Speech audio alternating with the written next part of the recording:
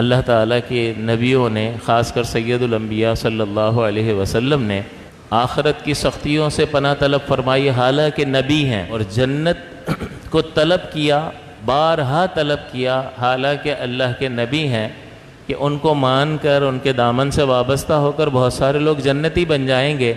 وہ ہمیں کیا سکھا رہے ہیں؟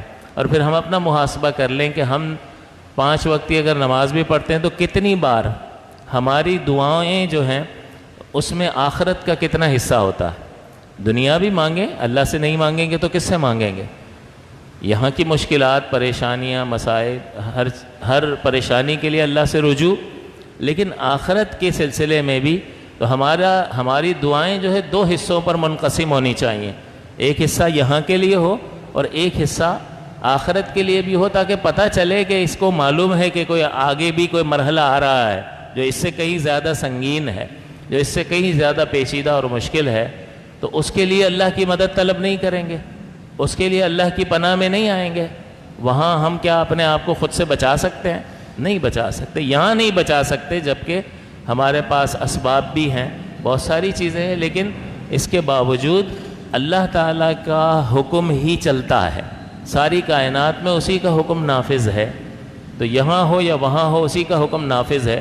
اگرچہ تھوڑا بہت اختیار ہمیں حاصل ہے، لیکن ہمارا اختیار کب کام کرتا ہے؟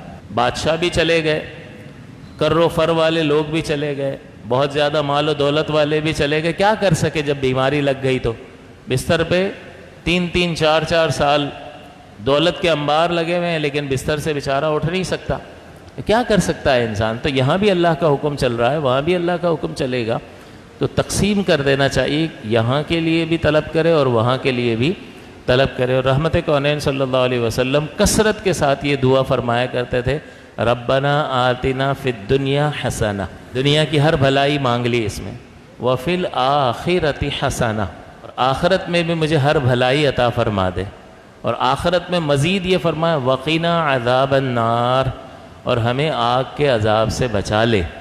تو آخرت کا تھوڑا حصہ آپ کو زیادہ نہیں نظر آ رہا؟ یہ برابر ہو گیا، ربنا آتنا فی الدنیا حسنہ وفی الآخرۃ حسنہ، یہ پلڑا برابر نظر آ رہا، لیکن وقنا عذاب النار، اور ہمیں آگ کے عذاب سے بچا لے۔ صحابی روایت کرتے ہیں کہ حضور یہ دعا بہت زیادہ مانگا کرتے تھے، اور ہم ذرا دیکھ لیں اپنی دعاؤں میں وفی الآخرۃ حسنہ وقنا عذاب النار کا کتنا حصہ ہے، تو ہمیں سوچنا چاہیے۔